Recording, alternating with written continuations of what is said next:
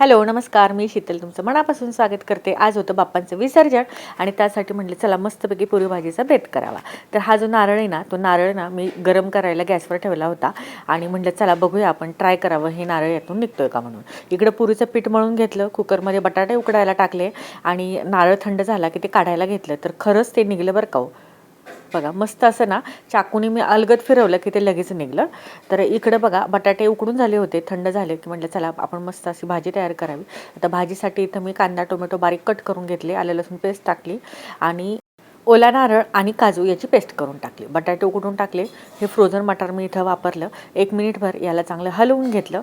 नंतर याच्यामध्ये गरम पाणी घातलं. आता मसाले म्हणले तर धने पावडर, जिरे पावडर आणि आपल्या साठवणीचा काळा मसाला, थोडा गरम मसाला घातला होता आणि मस्त अशी ही भाजी तयार करून झाली. आता भाजी तयार करून झाली की म्हटलं चला आपण आज उकडीचे मोदक करायला, कारण की बाप्पांचा हा लास्टचा दिवस होता म्हणून हे सारण तयार करून घेतलं. आणि इकडं पिठी तयार करण्यासाठी अर्धा कप पाणी, अर्धा कप दूध आणि याच्यामध्ये थोडंसं तूप घालून घेतलं आणि थोडंसंच मी मीठ देखील घातलं.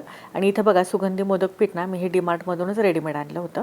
तर इथं पाण्याला उकळी आली की 1 कप पिठी घातली आणि छान असं हलवून घेतलं. गॅस बारीक ठेवला आणि नंतर 5 मिनटासाठी झाकण मारून हे असंच शिजू दिलं. नंतर लगेचच बघा ते पीठ मी एका ताटात काढून घेतलं आणि गरम आहे तोपर्यंतच हे स्मॅशरच्या साह्याने ना मी अशा पद्धतीने हे पीठ ना हे बघा मी एकजीव करून घेतलं, म्हणजे मळून घेतलं. नंतर थोडा पाण्याचा हात घेऊन हे पीठ ना चांगलं असं मळून घेतलं आणि बघा मऊ लुसलुशीत असं पीठ देखील झालेलं आहे. नंतर मोदकासाठी मी हे पारी तयार करायला घेतली आणि थोडासा तुपाचा हात घेतला आणि मग ही पारी तयार केली. आता हे सारण मी याच्यामध्ये घालून घेतलं. तर सारणामध्ये ओलं खोबरं, विलायची पावडर, ड्रायफ्रूट्स आणि माझा केमिकल विरहित गूळ असल्यामुळे थोडंसं हे सारण ना ते काळसर दिसत आहे. तशा पद्धतीने मी सारण तयार करून घेतलं आणि मस्त अशा कळ्या पाडल्या. मला काही जास्त एवढे बघा मोदक उकडीचे जमत नाही, पण तरीही मी ट्राय केली. म्हणजे चला बाप्पांसाठी आज आपण छान असे हे उकडीचे मोदक करू. आणि हे अशा पद्धतीने मी हा मोदक तयार करून घेतला. जमलाय का हे नक्कीच मला कमेंटमध्ये सांगा. अशा पद्धतीने सगळे मोदक मी तयार करून घेतले. नंतर ना त्याला हातानेच बघा अशा पद्धतीने मी हे कळ्या पाडून घेतल्या. सगळे 11 मोदक मी करून घेतले. एका कपामध्ये 11 मोदक झाले. नंतर मी चाळणीमध्ये कॉटनचा कपडा घातला आणि त्याच्यावर हे मोदक 15 मिनिटासाठी उकडायला ठेवले. इकडे तोपर्यंत मस्त अशा पुऱ्या करून घेतल्या आणि छान असे उकडीचे मोदक आपले हे तयार झाले. आता बाप्पांची ही शेवटची आरती, मग आम्ही सगळ्यांनी मिळून ही बाप्पांची शेवटची आरती केली.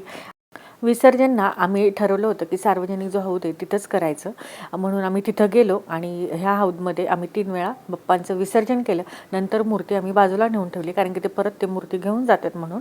म्हटलं चला ही एक चांगलीच आयडिया आहे, त्यामुळं ना मूर्ती ही भंग पण होत नाही. चला मग बाय.